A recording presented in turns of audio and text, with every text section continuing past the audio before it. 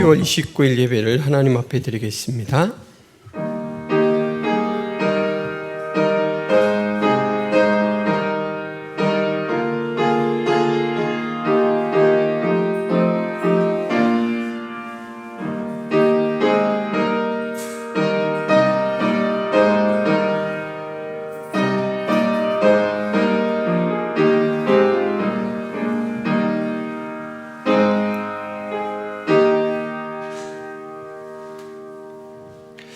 하나님 아버지, 우리를 구원하시고 우리의 삶을 인도해 주시니 감사합니다. 오늘도 거룩한 음성과 인도를 받고 예배하러 나옵사오니 저희들의 예배를 기쁘게 받아 주옵소서. 예수 그리스도의 이름으로 기도하옵나이다. 아멘.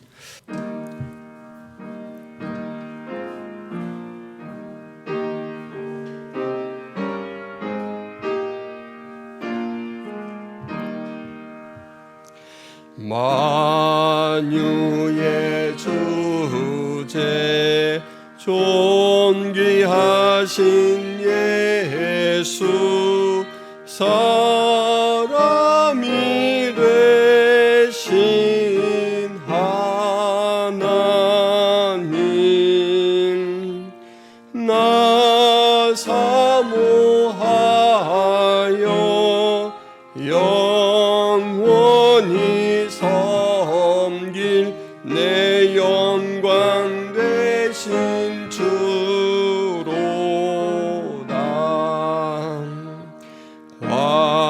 화려한 동산 무성한 조수목 다 아름답고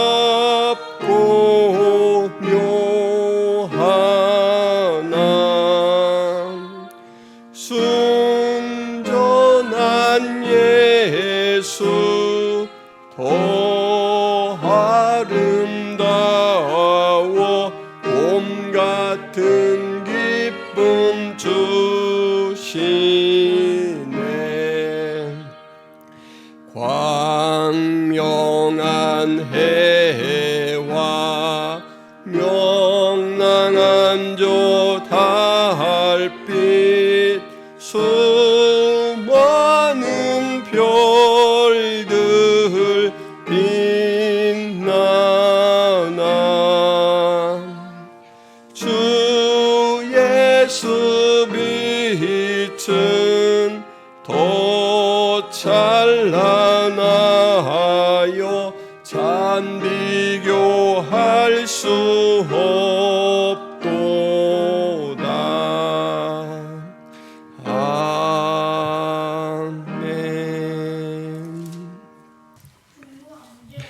주여, 주는 대대 우리의 거처가 되셨나이다. 산이 생기기 전, 땅과 세계도 주께서 조성하기 전, 곧 영원부터 영원까지 주는 하나님이시니이다.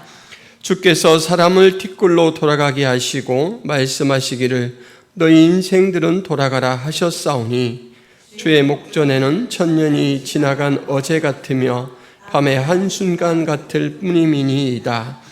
주께서 그들을 홍수처럼 쓸어가시니이다. 그들은 잠깐 자는 것 같으며 아침에 돋는 풀 같으니이다. 풀은 아침에 꽃이 피어 자라다가 저녁에는 시들어 마르나이다. 우리는 주의 노에 소멸되며 주의 분내심에 놀라나이다. 주께서 우리의 죄악을 주의 앞에 놓으시며 우리의 은밀한 죄를 주의 얼굴빛 가운데 두셨사오니, 우리의 모든 날이 주의 분노 중에 지나가며 우리의 평생이 순식간에 다하였나이다. 우리의 연수가 70이요 강건하면 80이라도 그 연수의 자랑은 수고와 슬픔뿐이요 신속히 가니 우리가 날아가나이다. 누가 주의 노여움의 능력을 알며 누가 주의 진노의 두려움을 알리이까? 우리에게 우리의 날 계수함을 가르치사 지혜로운 마음을 얻게 하소서. 아멘. 전능하사 천지를 만드신 하나님 아버지를 내가 믿사오며 그 외아들 우리 주 예수 그리스도를 믿사오니, 이는 성령으로 잉태하사 동정녀 마리아에게 나시고 본디오 빌라도에게 고난을 받으사 십자가에 못 박혀 죽으시고 장사한 지 사흘 만에 죽은 자 가운데서 다시 살아나시며 하늘에 오르사 전능하신 하나님 우편에 앉아 계시다가 저리로서 산자와 죽은 자를 심판하러 오시리라. 성령을 믿사오며 거룩한 공회와 성도가 서로 교통하는 것과 죄를 사하여 주시는 것과 몸이 다시 사는 것과 영원히 사는 것을 믿사옵나이다. 아멘.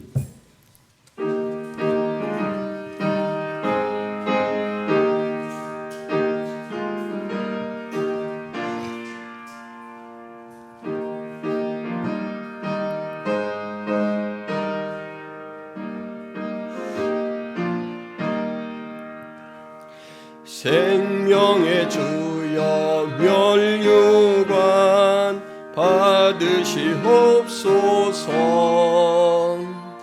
날 위해 쓰신 가시관 나 기억합니다. 저 겟세마네 기도를 늘 기억하게 하시고 그 십자가의 은혜로 날 인도하소서. 누셨던 무덤 내게도 보이시옵소서. 잠드신 동안 천사가 굳게 지키었네. 저 겟세마네 기도를 늘 기억하게 하시고 그 십자가의 은혜로 날 인도하소서. 마리아처럼 새벽에 주께로 갑니다. 빈 무덤 내게 보이사 날 가르치소서. 저 겟세마네 기도를 늘 기억하게 하시고 그 십자가의 은혜로 날 인도하소서. 고난의 잔을 날 위해 다 마셨나이다. 나 항상 나의 십자가 감당케 하소서. 저 겟세마네 기도를 늘 기억하게 하시고 그 십자가의 은혜로 날 인도하소서.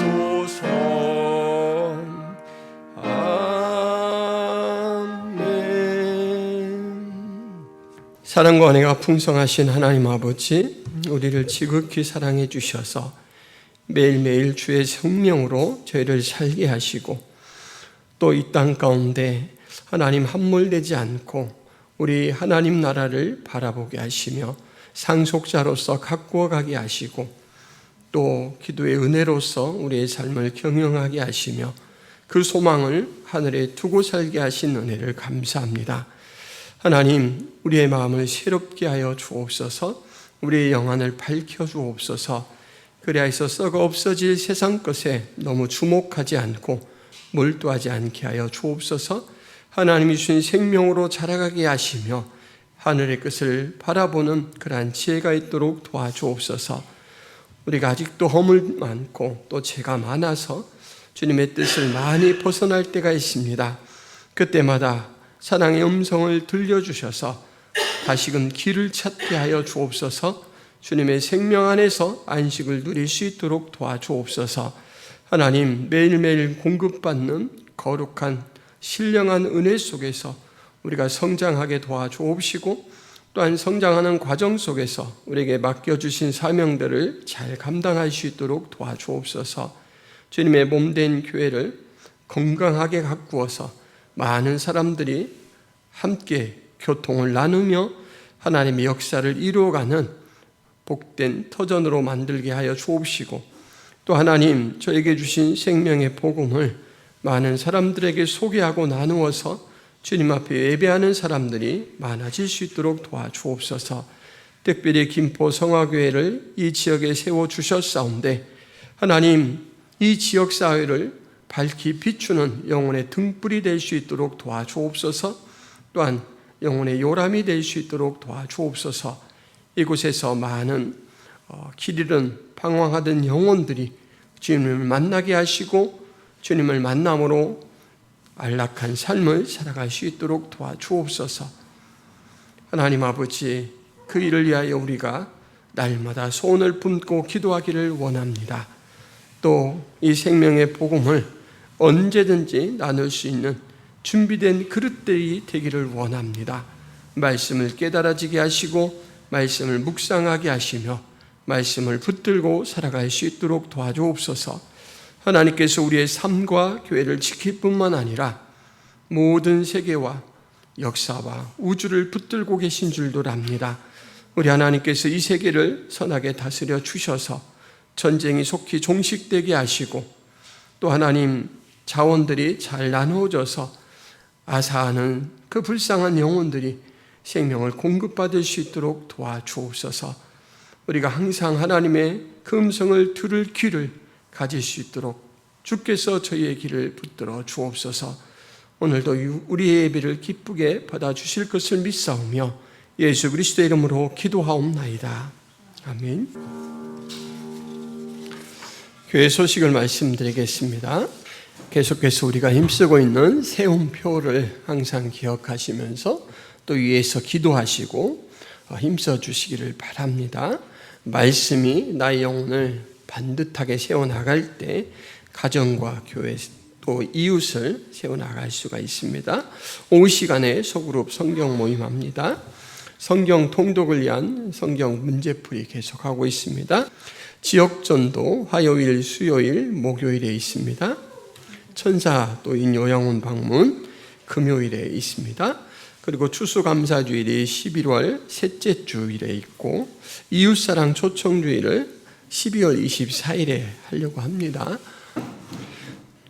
김포 성화교회에서 후원하는 선교사님 이길 한마음 김경민 목향이 선교사님 위해서 기도해 주시기를 바랍니다. 김경민 선교사님은 목사 안수 잘 받으시고 대만으로 잘 돌아가셨습니다. 근데 그동안 했던 사역, 캠퍼스 사역들을 많이 하셨는데 이제 목사 안수를 받아서 아마 사역 방향이 좀 바뀌게 될 거예요. 그 부분들 위해서도 기도해 주시기를 바랍니다. 김포 성화교회 예배는 유튜브 창에 김포 성화교회를 검색하시면 언제든지 함께 하실 수 있습니다. 이상입니다. 그들이 예수를 끌고 갈 때 시몬이라는 구레네 사람이 시골에서 오는 것을 붙들어 그에게 십자가를 지워 예수를 따르게 하더라. 또 백성과 및 그를 위하여 가슴을 치며 슬피 우는 여자의 큰 무리가 따라오는지라. 예수께서 돌이켜 그들을 향하여 이르시되 예루살렘의 딸들아 나를 위하여 울지 말고 너희와 너희 자녀를 위하여 울라. 보라 날이 이르면 사람이 말하기를 잉태하지 못하는 이와 해산하지 못한 배와 먹이지 못한 젖이 복이 있다 하리라. 그때의 사람이 산들을 대하여 우리 위에 무너지라 하며 작은 산들을 대하여 우리를 덮으라 하리라. 푸른 나무에도 이같이 하거든 마른 나무에는 어떻게 되리요 하시니라. 또 다른 두 행악자도 사형을 받게 되어 예수와 함께 끌려가니라. 해골이라는 곳에 이르러 거기서 예수를 십자가에 못 박고 두 행악자도 그렇게 하니 하나는 우편에 하나는 좌편에 있더라. 이에 예수께서 이르시되 아버지 저들을 사하여 주옵소서 자기들이 하는 것을 알지 못함이니이다 하시더라. 그들이 그의 옷을 나누어 제비 뽑을세 백성은 서서 구경하는데 관리들은 비웃어 이르되 저가 남을 구원하였으니 만일 하나님이 택하신 자 그리스도이면 자신도 구원할지어다 하고 군인들도 희롱하면서 나와 신 포도주를 주며 이르되 내가 만일 유대인의 왕이면 내가 너를 구원하라 하더라. 그의 위에 있는 유대인의 왕이라 쓴 패가 있더라. 달린 행악자 중 하나는 비방하여 이르되 내가 그리스도가 아니냐 너와 우리를 구원하라 하되 하나는 그 사람을 꾸짖어 이르되 내가 동일한 정죄를 받고서도 하나님을 두려워하지 아니하느냐. 우리는 우리가 행한 일에 상당한 보응을 받는 것이니 이에 당연하거니와 이 사람이 행한 것은 옳지 않은 것이 없느니라 하고 이르되 예수여 당신의 나라에 임하실 때 나를 기억하소서 하니 예수께서 이르시되 내가 진실로 내게 이르노니 오늘 내가 나와 함께 낙원에 있으리라 하시니라. 아멘. 요즘 방송을 보면 자주 사용하는 말 중에 리액션이라는 말이 있죠. 리액션이 참 좋다. 방송에는 리액션이 중요하다. 리액션 좀 보라. 이런 말이 있습니다. 여러분, 리액션은 함께 출연한 사람들이 하는 말이나 행동에 적극적으로 반응하는 것을 말하죠. 특별히 예능 프로그램에서는 이 리액션이 분위기를 이끌어주고 또 재미있게 만들어서 이 예능 PD들은 리액션 부자를 아주 좋아합니다.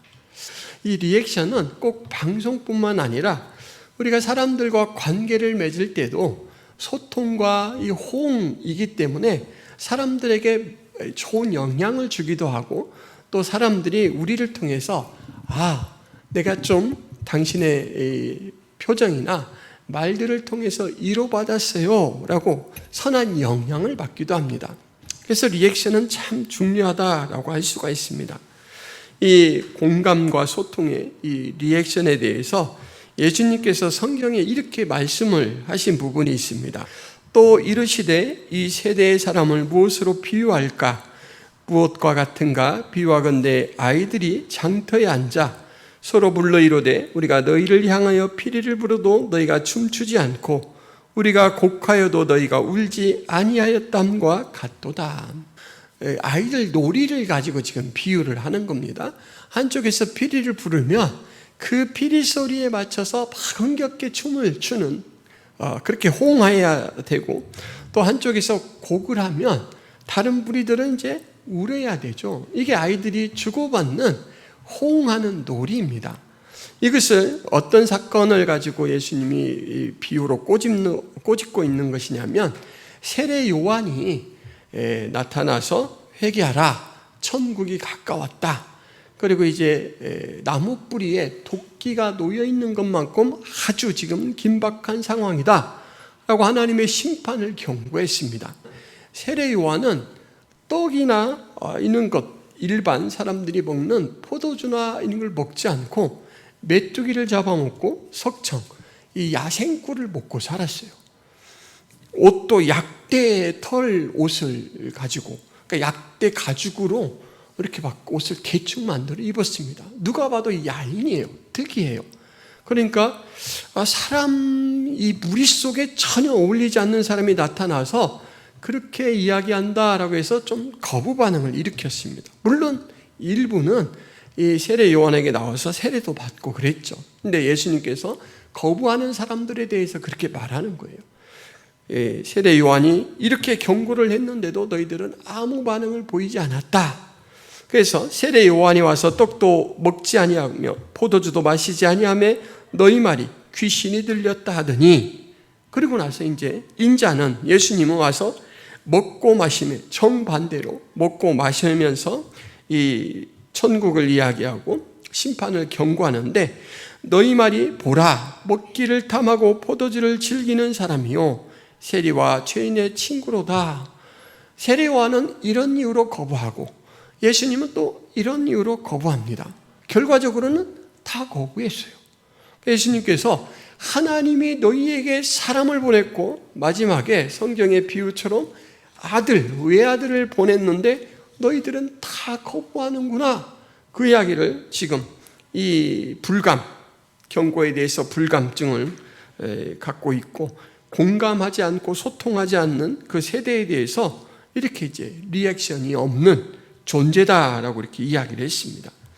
오늘 본문은 예수님이 처형장으로 끌려가는 이동 부분, 그리고 이제 십자가 처형 사건에 대한 기록입니다. 이 네 가지 복음서 전체에 다 나오는 말씀이죠. 그런데 복음서들마다 좀 특징들이 다른데 오늘 우리는 누가복음 내용을 살펴보고 있습니다. 근데 누가복음 내용은 이 사건을 매우 절제를 하면서 다루고 있습니다.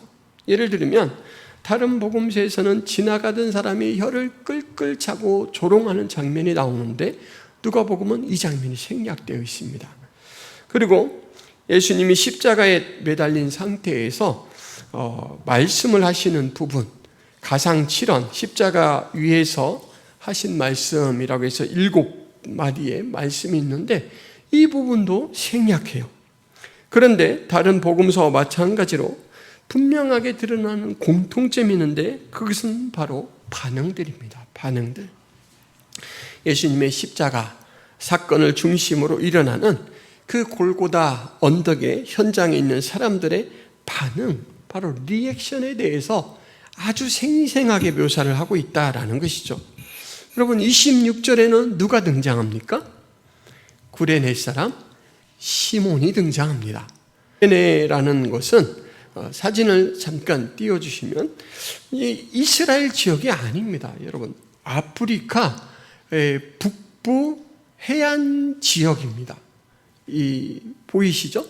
이스라엘은 이쪽 부분이잖아요. 가이사라, 예루살렘 이렇게 있는 이쪽 부분. 그런데 이 시몬은 저 구레네라고 하는 아프리카 지역에서 왔어요. 유월절을 지키려고 디아스포라라고 흩어진 유대인들, 포로 시기에 흩어져서 살던 이제 그 사람들이 이 명절을 지키러 먼 거리를 이동해서 예루살렘에 왔었던 거예요. 그런데 이 시몬이 예수님께서 잡히시고 고문도 당하시고 하느라고 이제 기력이 다 쇠해지셨죠. 잡히기 전에는 겟세마네에서 아주 땀방울이 핏방울이 되도록 그런 기도를 하셨잖아요. 그래서 예수님이 힘이 없으셔요. 그러니까 예수님이 직접 매달려야 되는 그 십자가 나무 이 토막을 메고 가야 되는데 그것을 잘 못하니까 즉각 현장에서 이 로마 군병들이 사람을 하나 징집했습니다. 그런 고난들이 로마 병사들에게는 있어요. 그래서 이 구레네 사람 시몬을 바로 잡아들였어요. 아마 등치가 좋았나 봐요. 왜냐하면 대신 짐을 지어야 되니까. 그리고는 이제 예수님이 져야 되는 십자가 그 기둥이 될 이 나무 토막을 그에게 지우고 따라가게 만들었습니다. 여러분 이 구레네 사람 시몬은 어떤 리액션을 보이고 있습니까? 그들이 예수를 끌고 갈 때 시몬이라는 구레네 사람이 시골에서 오는 것을 붙들어 그에게 십자가를 지워 예수를 따르게 하더라. 어떤 모습입니까? 몰라요. 알 수가 없습니다. 왜냐하면 그냥 지고 갔다라는 사건 사실만 기록하고 있지 어떤 정황이 없어요. 그래서 이 부분은 우리가 조금 그냥 지나가야 됩니다. 이 사람의 리액션은 겉으로 명확하게 드러나지 않습니다. 자, 그 다음으로 묘사되는 그룹은 여인들입니다.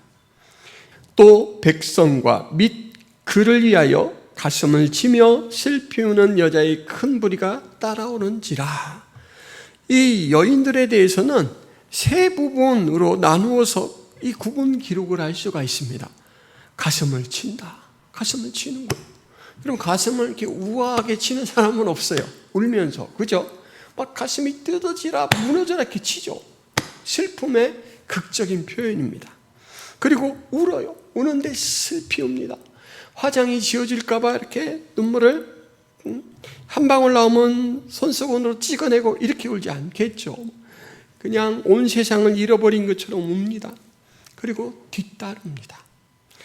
도살장으로 끌려가는 어린 양 같은 모습. 저분은 죄가 없으신데 저렇게 끌려가서 가장 참혹한 고통, 십자가형을 받으셔야 된다. 이것을 알고 있기 때문에 이 여인들이 막 가슴을 다 뜯어내듯이 슬피 울며 가슴을 치며 쫓아가고 있습니다. 비인간적인 횡포에 울음으로 저항을 하고 있죠. 어떻게 상황을 바꿀 수는 없지만 이 재판은 옳지 않다. 지금 예수님을 이렇게 처리하는 것은 옳지 않다. 이것을 그 여인들이 할 수 있는 온 힘을 다해서 저항을 하고 있습니다. 여러분, 여인들의 공감이 좋다고 할 수 있나요? 공감력이? 다른 말로 하자면 리액션이 좋나요? 리액션이 아주 좋죠. 그냥 막 자기들을 잃어버릴 만큼 예수님의 그 상황에 대해서 아파하고 슬퍼합니다. 예수님도 이렇게 리액션이 강한 여인들의 모습을 인정하신 것 같아요. 그래서 오늘 말씀에 보면 가시다가 예수님께서 멈춰 서십니다.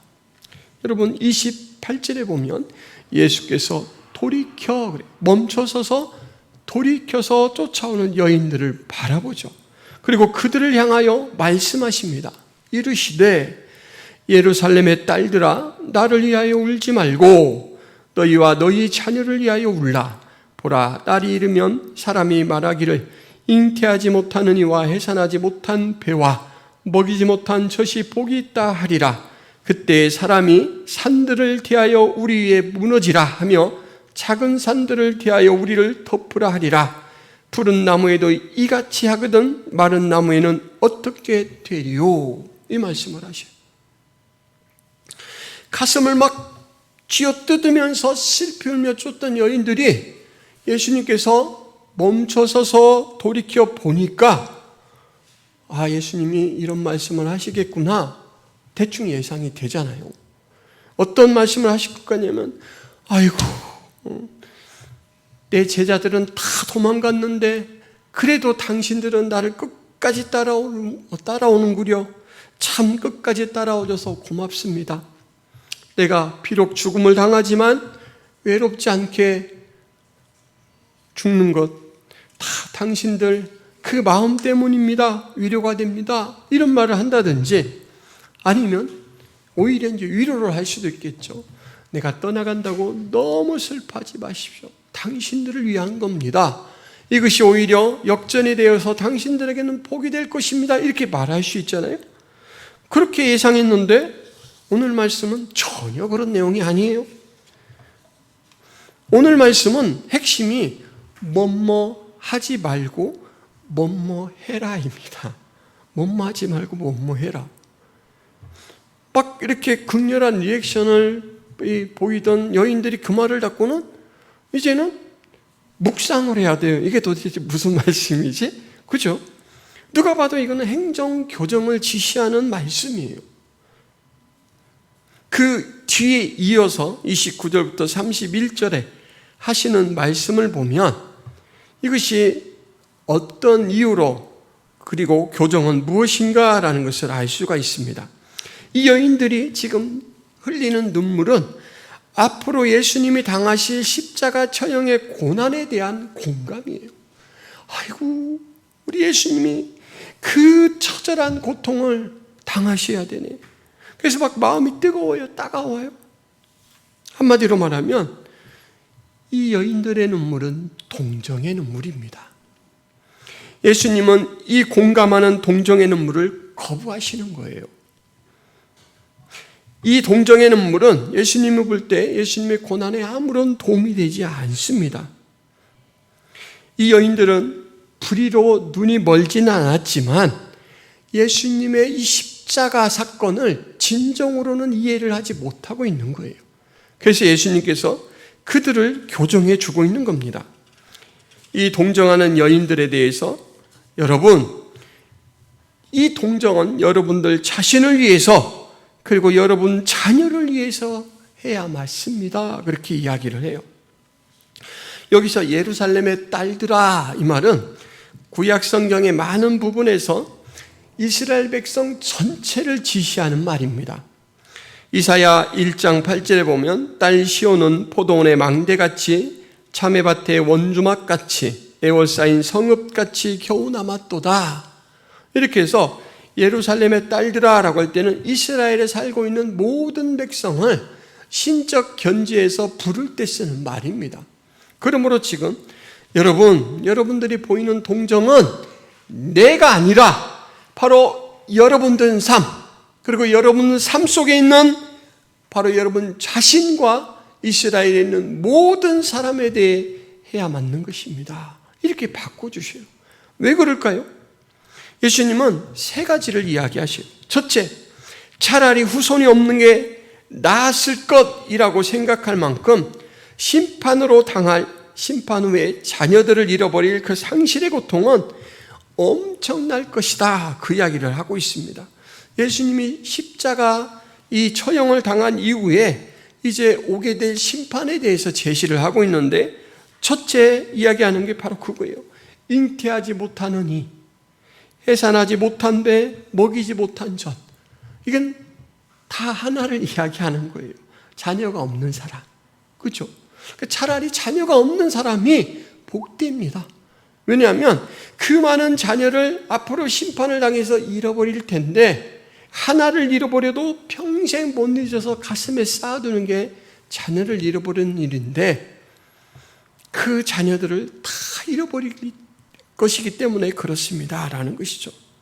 여러분, 얻는 기쁨보다 잃는 아픔이 훨씬 더 클 것이기에 차라리 없는 것만 못하다, 없었던 것만 못하다 라는 것을 예수님 그것을 제시해서 심판이 얼마나 이 고통스러울 것인가 라는 것을 이야기를 하고 있는 것입니다.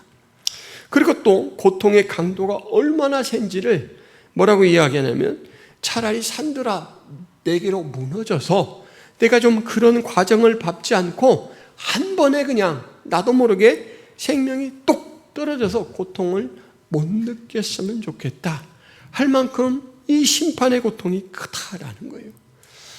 그러니까 죄가 해결되지 않아서 죄를 끝까지 자기 것으로 가지고 있던 사람의 마지막이 어떤가, 이거를 지금 예수님께서 말씀하시는 거예요.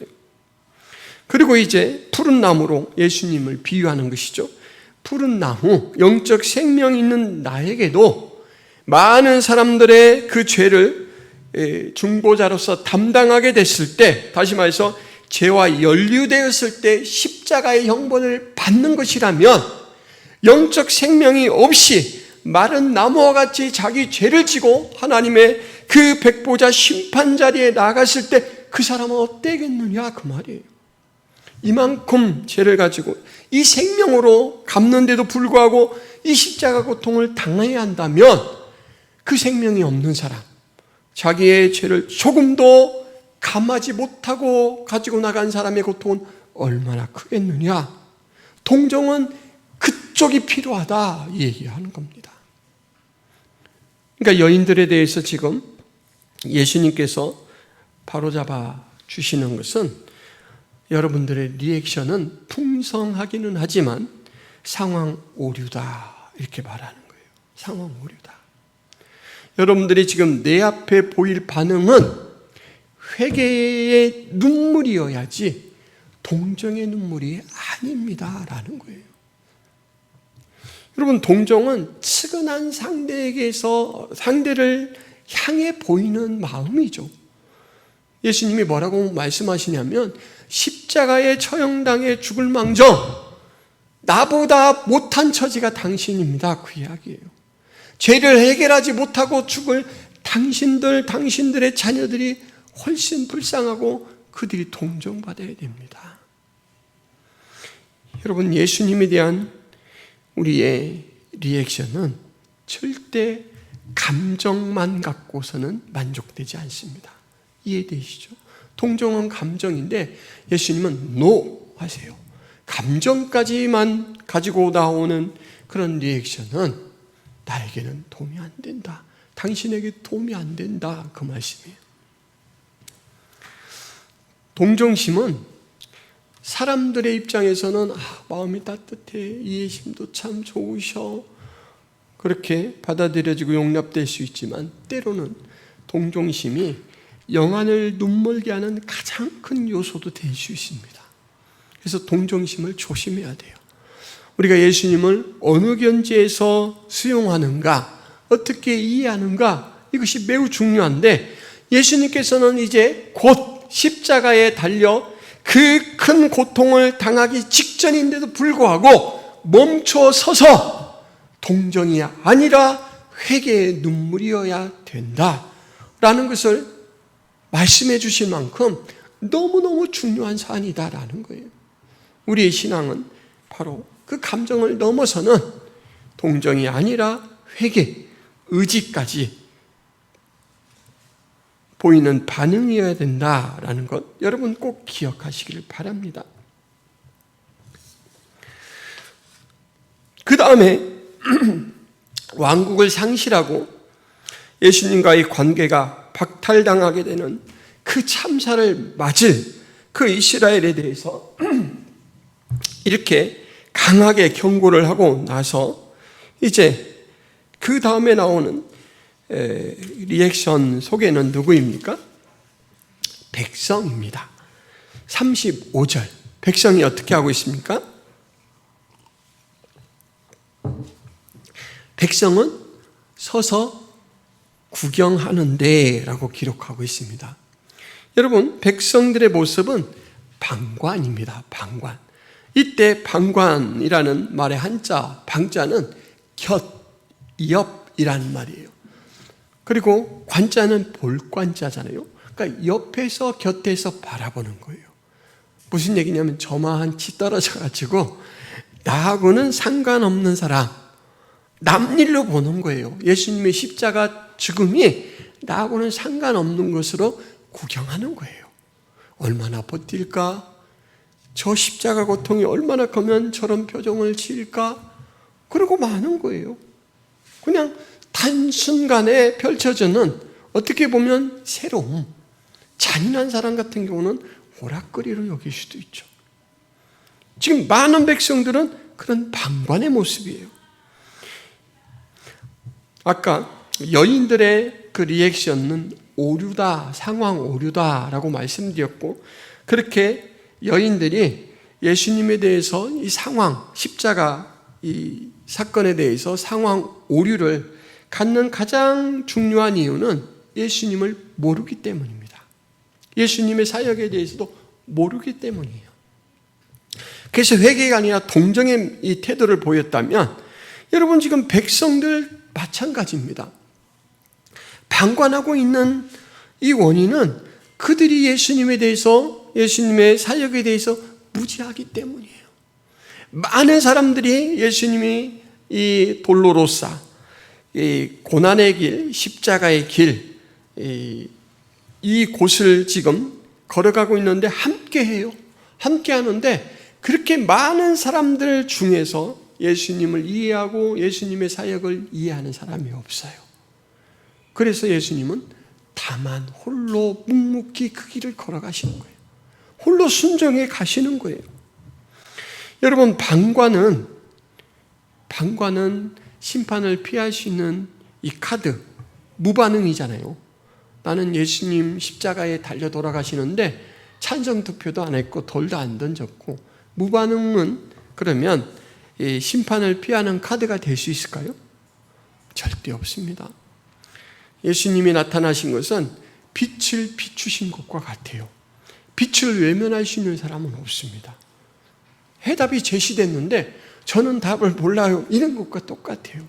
그래서 지금 이 무지로 인해서 백성들 눈도 어두워 있다라는 것, 이 무반응에 대해서 그 책임을 아까 우리가 살펴보았잖아요. 처음에 우리가 너희를 향하여 피리를 불어도, 세례 요한과 예수님이 피리를 불고 곡하여도 춤도 안 추고 울지도 않았다. 이것이 백성들이 들어야 될 소리죠. 그 다음에 이 다음에 등장하는 리액션은 세 가지를 묶어서 볼 수가 있는데, 36절에 관리들, 비웃죠. 제가 남을 구원하였으니 만일 하나님이 택하신 자 그리스도이면 자신도 구원할지어다. 비웃었다라는 말이 직접적으로 기록되어 있습니다. 36절과 37절에서는 군인들의 모습이 나옵니다. 로마 군인들이죠. 군인들도 희롱하면서라고, 또 여기도 희롱이라는 구체적인 단어가 제시되고 있습니다. 그들은 행동으로는 신포도주를 건네주는 것으로, 그리고 말로는 내가 만일 유대인의 왕이면 내가 너를 구원하라, 이렇게 조롱의 말을 하는 것으로서 부정적인 리액션을 보이고 있습니다. 그리고 부정적인 리액션 마지막 보이는 사람은 39절에 나오고 있습니다. 예수님이 십자가에 달리실 때 좌우측에 행악자들 2명이 달렸는데 그 중에 한 사람이 비방하여 이르되, 여기도 비방이라는 구체적인 단어가 진술되고 있습니다. 내가 그리스도가 아니냐, 너와 우리를 구원하라. 부정적인 반응을 보이는 사람들의 공통점이 있습니다. 그것은 무엇이냐면 능력으로 존재를 입증하라라는 거예요. 당신이 하나님께로 왔다면 그리스도의 능력이 있을 거 아니냐, 당장에 십자가에서 내려와라. 구속의 진리에 대해 무지한 사람들은 예수님을 무력하다라고 생각해요. 십자가 죽음을 당하는데도 무력하다라고 간주하고 있습니다. 그리고 그 무력을 근거로 예수님이 하나님께로부터 보냄받은 메시아가 아니라라는 암시적인 확신을 갖고 있습니다. 여러분, 지금 예수님의 능력은 무력화됐을까요? 예수님의 이 능력은 봉인돼 버린 것일까요? 천만의 말씀입니다. 누가복음 22장 50절 51절에 보면 예수님이 체포당할 때의 장면을 이렇게 묘사하고 있습니다. 그 중에 한 사람이 대제사장의 종을 쳐, 이 한 사람은 다른 복음서에서는 베드로로 기록을 하고 있습니다. 베드로가 성질이 급한 사람이거든요. 예수님을 잡으러 온 사람들이 이제 밤중이라 희끗희끗 보이잖아요. 그냥 흥분해가지고 칼을 들어서 확 휘두르는데 이 제사장의 종 말고라는 사람이 그냥 하얗게 내려치는 뭔가 섬광을 보고 쓱 피했는데 미처 다 피하지 못하고 귀가 쑥 잘렸어요. 여러분, 얼마나 아팠을까요? 그런데 예수님이 뭐라고 이렇게 말씀하시면서 행동을 하시냐면, 너는 내가 내 아버지께 구하여 지금 12군단 더 되는 천사를 보내시게 할 수 없는 줄로 아느냐? 내가 만일 그렇게 하면 이런 일이 있으리란 성경이 어떻게 이루어지겠느냐? 그렇게 말씀하시면서 말고의 귀를 만지셔요. 그랬더니 말고의 귀가 싹 나와버렸어요. 아무리 명이라도 떨어진 귀를 당장에 순식간에 회복시킬 수가 없잖아요. 예수님은 그렇게 하셨어요. 그러니까 능력이, 신적 능력이 그대로 지금도 보존된, 언제든지 쓸 수 있고, 직접 말씀을 뭐라 그러냐면 12군단 더 되는 천사를 보내시게 할 수 없느냐. 이때 12군단은 당시 로마 이 군대의 편제를 이야기해요. 어마어마한 숫자입니다. 예수님 말 한마디면 이 지상군단이고 1000군이 내려온대요. 근데 안 쓰셔요. 왜요? 이런 일이 있으리란 성경이 어떻게 이루어지겠느냐? 이것은 하나님의 계획, 하나님이 예비하신 길이고 하나님 백성을 살려내는 길이기 때문에 나는 내게 있는 능력을 스스로 제어하고 자발적으로 순종한다. 죽음을 받아들인다. 그래서 하나님의 어린 양으로서 죽음을 맞이하는 거예요. 능력이 없는 게 아니라 능력을 안 쓰시는 게 바로 하나님의 보냄받은 메시아인 증거입니다. 사랑의 증거예요. 하나님께로부터 온, 그래서 하나님의 뜻에 순종하는 자의 증거입니다. 그런데 이 부정적인 리액션을 보이는 사람들은 능력으로 증명하라요. 그러면 믿겠다 해요. 핀트가 안 맞죠. 능력을 제어하셔서 순종으로 능력을 보이셔야 되는데 능력을 보이라, 기적을 보이면 믿겠다 예요. 저는 여러분, 월드컵 경기가 중계될 때마다 가슴이 뭉클해지는 장면들이 있어요. 그 카메라가 경기장을 비추다가 가끔 이 관중석을 비치잖아요. 그럼 여러분 혹시 태극기를 보셨나요? 어마무시하게 큰 태극기 보셨죠?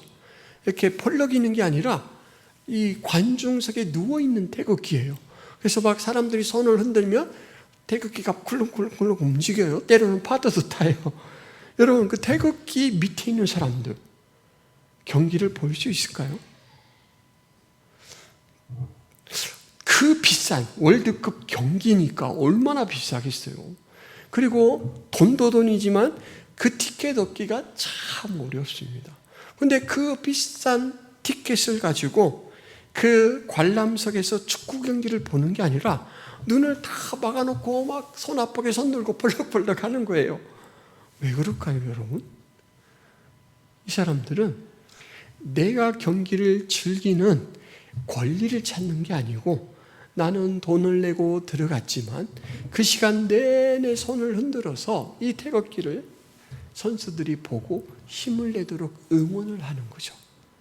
선수들이 승리할 수 있도록 자신들을 희생시키고 있습니다. 이것이 기여죠, 기여. 예수님께서 우리에게 보여주신 사랑이 바로 그런 사랑이에요. 예수님은 충분히 권리가 있고 능력도 있으십니다. 그렇지만 우리가 승리할 수 있도록 돕는 길이 그 길이기 때문에 예수님은 그 십자가에서 자신의 생명을 내어주셨어요. 그런데 아직 우리는 그 희생에 대해서는 잘 생각을 못해요. 여러분들 앞으로는 축구 경기장에서 그 대형 태극기 움직이면 그 밑에 있는 몇백 명은 돼요. 워낙 커서 그 밑에 있는 그 사람들의 희생과 이 현수들을 향한 격려를 한번 생각해 보시기를 바랍니다. 그리고 그때마다 예수님의 희생과 포기를 생각해 보시기를 바랍니다. 능력을 쓰는 게 아니라 능력을 내려놓음으로써 완성을 하셨고 우리를 살려주셨고 순종으로써 우리에게 생명을 공급해 주셨다라는 것이죠. 자기 백성의 구원을 위해 백성들이 당해야 할 죽음과 고통을 자신에게 돌려 오롯이 홀로 지신 분이 바로 예수님이고 다만 홀로 그 길을 가고 있다라는 것이죠. 사람들은 예수님을 모르기 때문에, 예수님의 사역이 이 성격이 어떤가라는 것을 모르기 때문에 자신들이 있는 위치에서 최대한 조롱할 수 있는 최대치의 조롱을 통해 모욕을 가하고 있지만, 여러분 놀랍게도 예수님은 그들의 부정적인 이 리액션에는 손톱만큼도 반응을 보이지 않아요. 그죠? 비방하고 또 이 군인들은 조롱하고 또 관리들은 어떻게 했다고 했습니까? 비웃었죠. 백성들은 방관하고 있죠. 거기에 대해서는 아무 반응을 보이지 않으셔요. 근데 동정하는 여인들에 대해서는 이거는 선한 반응이잖아요. 긍정적인 반응이잖아요. 그러니까는 고쳐줄 부분 고쳐주셔요. 그 고통 중에서도. 근데 예수님이 찐 반응을 보이는 마지막 리액션이 있습니다. 그 리액션이 뭐냐면 십자가에 같이 달렸던 또 한 명의 행악자, 그 사람이 뭐라고 이야기하냐면 그 예수님을 비방한 그 사람에 대해서 이제 반대편에 있는 그 십자가에 달린 그 행악자에 대해서 내가 동일한 정죄를 받고서도 하나님을 두려워하지 아니하느냐? 우리는 우리가 행한 일에 상당한 보응을 받은 것이니 이에 당연하거니와 이 사람이 행한 것은 옳지 않은 것이 없느니라. 이렇게 먼저 태도를 꾸짖습니다. 비방하는 태도를 꾸짖어요. 여기서 행악자라고 했는데 다른 복음에서는 강도라고 했습니다. 학자들은 이 사람들이 단순 강도는 아닐 것이다 라고 해요. 이 당시 이제 독립을 위해 힘썼던 열심당원인 사람들일 것이다 라고 해요. 그런데 이 사람들이 그 일을 추구하면서 남들에게 재산에 대해서 손해도 끼치고 또 그 생명에 대해서도 또 해야 하는 그런 부분이 있어서 이 처벌을 받는 것이다 그렇게 이야기해요. 선한 의도를 가지고 했더라도 악한 행동들 때문에 처벌받아 지금 죽어가고 있는 것이죠. 한 사람은 비방하면서 예수님을 적대시했는데 나머지 한 사람은 오히려 그 비방하는 태도를 꾸짖고 그 예수님에 대해서는 이 사람이 행한 것은 옳지 않은 것이 없느니라 이렇게 이야기해요. 이 사람 십자가에 달려서 하는 말이 참 놀랍습니다, 여러분. 이 사람, 그러니까 예수님이 행한 것은 옳지 않은 것이 없다라는 말을 통해서 이 행악자는 예수님의 그동안의 말, 그동안의 행동들을 하나하나 구체적으로 따져봤다라는 것을 지금 보이고 있는 거예요. 하나하나 예수님의 말과 행동을 구체적으로 면밀히 살펴본 결과 의인으로 결론이 났어요. 의인입니다. 그리고 그가 의인이기 때문에 의인으로서 했던 모든 것들이 옳은 것처럼 그의 주장도 옳은 것이다. 그래서 하나님의 아들로 이 땅 가운데 구원자로 오셨다라는 것을 받아들여요. 믿습니다. 그리고 아무도 하지 못했던 그 놀라운 고백을 합니다. 42절 같이 한번 읽어볼까요? 예수여 당신의 나라에 임하실 때 나를 기억하소서. 와, 놀랍습니다. 믿음은요 결코 그 씨앗이 우리에게서 나지 않습니다. 믿음은 하나님이 주셔야 가질 수 있어요. 이 사람에게 하나님이 믿음의 씨앗을 심었는데 이 사람이 아주 겸손하고 면밀히 살펴본 결과 드디어 그 믿음이 발화되었고 이제 반응을 하게 되었습니다. 그래서 자신의 모든 것을 예수님에게 의탁해요. 주여 당신의 나라에 임하실 때 나를 기억하소서. 예수님, 이 리액션에 예수님께서 아까 찐 반응을 보이셨다고 했죠. 네, 일치율 100%의 반응을 보이셨습니다. 28절에 예수께서 하신 말씀 같이 읽어보겠습니다. 예수께서 이르시되 내가 진실로 내게 이르노니 오늘 내가 나와 함께 낙원에 있으리라 하시니라. 요즘 표현으로 하자면 싱크로율 100%입니다. 그죠? 나를 기억하옵소서 부탁을 드렸더니 나와 함께 있을 것이다 이렇게 이야기해요. 즉답을 받은 거죠. 여러분, 리액션이 명확하게 드러나지 않았던 이 구레네 사람 시몬, 이 사람에 대한 이야기가 로마서에서 다시 등장합니다. 로마서 6장 14절에 주 안에서 택하심을 입은 루포와 그의 어머니에게 문안하라. 그의 어머니는 곧내 어머니니라. 이 시몬을 마가는 가족관계를 밝혀서 이렇게 기록했었습니다. 마침 알렉산더와 루포의 아버지인 구레네 사람 시몬이 시골로부터 와서 지나가는데 그들이 그를 억지로 같이 가게 하여 예수의 십자가를 지우고 이렇게 기록해요. 알렉산더와 루포라는 자식을 둔 아버지다라고 했고 로마서에서는 바로 그 루포의 어머니를 바울이 내 어머니다라고 고백할 만큼 이 루포의 어머니는 아주 신실한 믿음을 보였어요. 여러분, 아무나 어머니라고 하지 않지 않습니까? 존경하고 사랑하기 때문에. 그러니까 지금 이 시몬은 자기의 시대가 넘어가기도 전에 아주 탄탄한 믿음의 열매를 맺고 있는 거예요. 그러니까 우리가 아까 누가복음 23장 26절을 통해서 볼 때는 드러나지 않은 리액션이었지만 그의 변화를 통해서 충분히 짐작할 수가 있죠. 여러분, 억지로라는 말이 강제 진집이라는 것이 드러나는 표현이죠. 억지로 같이 가게 하였다. 그런데 이 사람이 갔던 이 길, 마가복음이나 그리고 지금 우리가 읽어본 누가복음 23장 26절이나 이 말씀 속에는 예수님께서 자신을 따르는 제자들에게 믿음의 길은 이렇다라고 제시한 모든 요소가 다 포함되어 있습니다. 여러분 한번 보세요. 마태복음 16장 24절에 이에 예수께서 제자들에게 이르시되 누구든지 나를 따라오려거든. 자, 이제 여기부터 조건이죠. 자기를 부인하고 첫 번째 조건, 자기 십자가를 지고 두 번째, 나를 따르라. 근데 알렉산더와 루포의 아버지 시몬이 그 23장 26절에 어떻게 기록되어 있냐면 시몬이라는 구레네 사람이 시골에서 오는 것을 붙들어 버렸잖아요. 그래서 억지로 끄집어 들여서 이 십자가를 지게 만들었기 때문에 말하자면 자기 부인이 강제로 당한 겁니다. 자기 부인이 되고 있어요. 그 다음에 십자가를 지고 예수님을 따릅니다.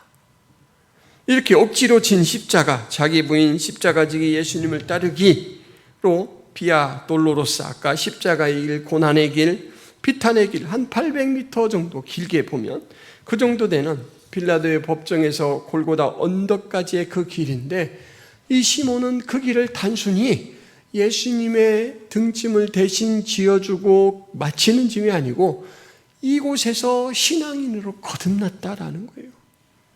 아마 그 짐을 지고 나서 내가 대신 짐을 지어준 그 예수님이 누굴까라는 걸 많이 고민하고 생각하고 묵상했던 것 같아요. 그래서 한 세대가 지나가기 전에 탄탄한 신앙의 열매를 이루었다라는 것이 성경에 기록되고 있습니다. 또 한 사람, 우리가 주목해 봐야 될 이 한 사람이 누구냐면 행악자, 다른 이 복음서에서는 강도라고 신분이 기록되어 있던 바로 그 사람입니다. 여러분, 이 사람의 마지막 이 땅을 떠나는 신분은 행악자고 강도예요. 십자가에 처형된 죄수입니다. 그런데 이 두 번째, 예수님에게 주여, 예수님, 당신 나라에 임할 때 나를 기억하소서 이렇게 간청했던 이 사람은 나와 함께 낙원에 있으리라. 여러분, 이 땅을 떠나서는 낙원의 소유자가 됐습니다. 요한복음 5장 24절에 내가 진실로 진실로 너희에게 이르노니 내 말을 듣고 또 나 보내신 이를 믿는 자는 영생을 얻었고 심판에 이르지 아니하나니 사망에서 생명으로 옮겼느니라. 예수님이 다만 홀로 이루신 그 일에 우리가 믿음으로 반응하고, 그래서 예수님을 온전히 영접할 때 얻을 수 있는 영광이다라는 것이죠. 아무에게도 참된 공감을 받지 못하고 가신 그 길이지만 예수님은 묵묵히 가셨고 그 길을 이제 우리는 알지 않습니까? 오랜 시간이 지나서 다른 모든 것들을 종합해서 이 길이 그 순환의 길, 생명의 길이었구나라는 것을 알고 옳게 반응할 때 우리가 그 영광을 얻는다라는 거예요. 여러분, 신앙은 결코 봉사 문고리 잡듯 요행으로 얻는 것이 아닙니다. 신앙의 특성 중 하나가 바로 정밀함입니다. 정밀함. 예능에 대한 리액션은 책임이 약하죠. 그냥 하하하 웃으면 되고요. 리액션을 잘 보인다, 리액션이 좀 억지스럽다, 별 책임이 없어요. 잘 못하면 다음에 그 방송에 안 부르겠죠. 그런데 여러분, 이 위기경보에 대한 리액션에는 분명한 책임이 고스란히 따릅니다. 화재 경보 리액션이 제대로 우리가 보이지 않는다면 우리는 불타 죽는 거예요. 연기에 지시돼 죽는 거예요. 오늘 이 성경에서 그 여인들에 대한 말씀 속에서 예수님은 두 가지를 분명히 보이셨어요. 하나는 심판이 엄중하다. 차라리 자식을 안 둔 것이 이런 것만 못하다. 그 심판의 과정이 얼마나 무섭냐면 차라리 그냥 흙덩이 돌덩이 깔려 한순간에 죽는 게 나을 정도다라고 생각할 만큼 그렇다, 이렇게 이야기를 하잖아요.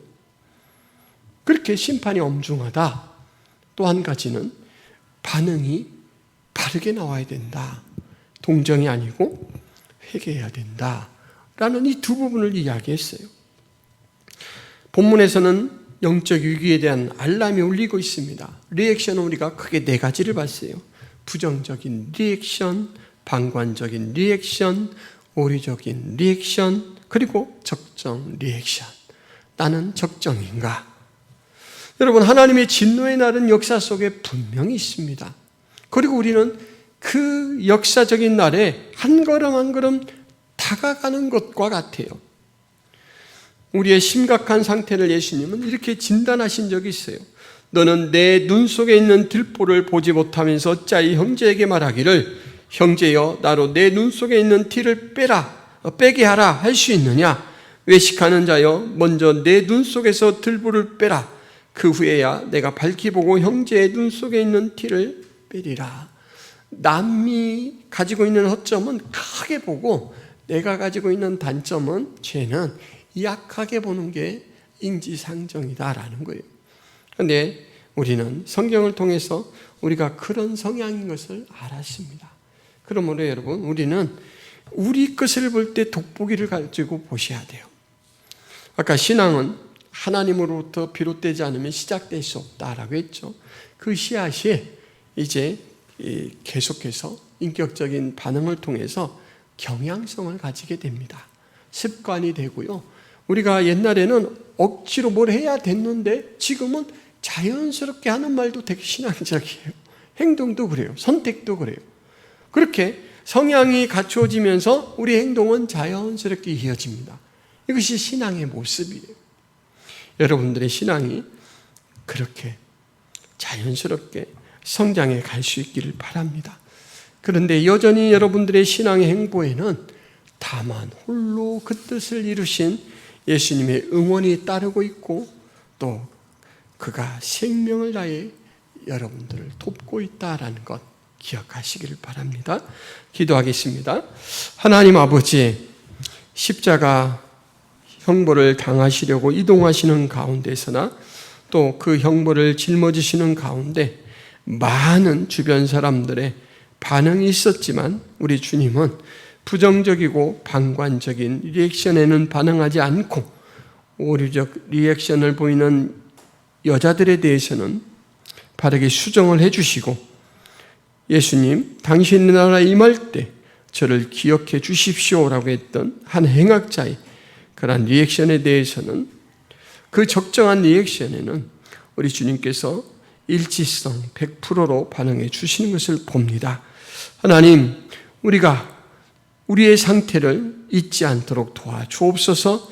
우리의 연약함을 고백하며 날마다 주 앞에 달려가게 하시고 주의 도우시는 힘을 의지할 수 있도록 도와주옵소서. 주님이 공급하시는 힘으로 하나님 날마다 하나님께서 원하시는 모습으로 자라갈 수 있도록 도와주옵소서. 또한 옆에 쓰러져가는 형제를 향해 손을 힘써 내밀 수 있는 저희들이 되게 하여 주옵소서. 예수 그리스도의 이름으로 기도하옵나이다. 아멘.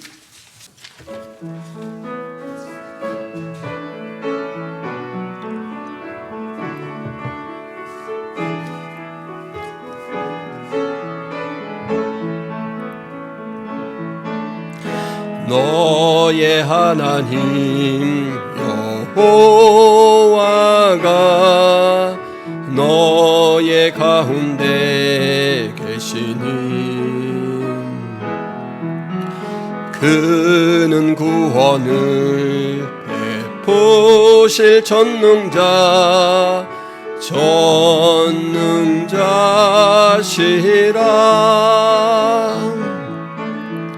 그가 너로 인하여 기쁨을 이기지 못하시면 너를 잠잠히 사랑하시며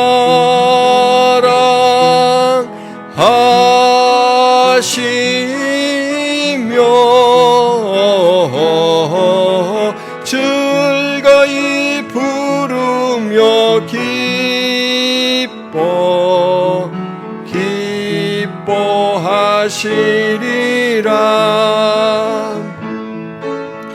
즐거이 부르며 기뻐하시리라. 하나님 아버지, 예배하며 헌금을 구별하여 드립니다. 하나님, 믿음을 고백하며 드리는 그 마음을 받아 주옵소서. 하늘의 신령한 은혜를 공급받고 누리며 또한 사용하면서 우리 하나님 앞에 영광 돌리는 삶을 계속해서 살아가게 붙들어 주옵소서. 이제는 예수 그리스도의 은혜와 하나님 아버지의 크신 사랑과 성령 하나님의 감화 교통의 역사가 김포성악의 모든 성도들 머리 위에 하나님 백성들 머리 위에 이제부터 영원토록 함께 있을지어다. 아멘.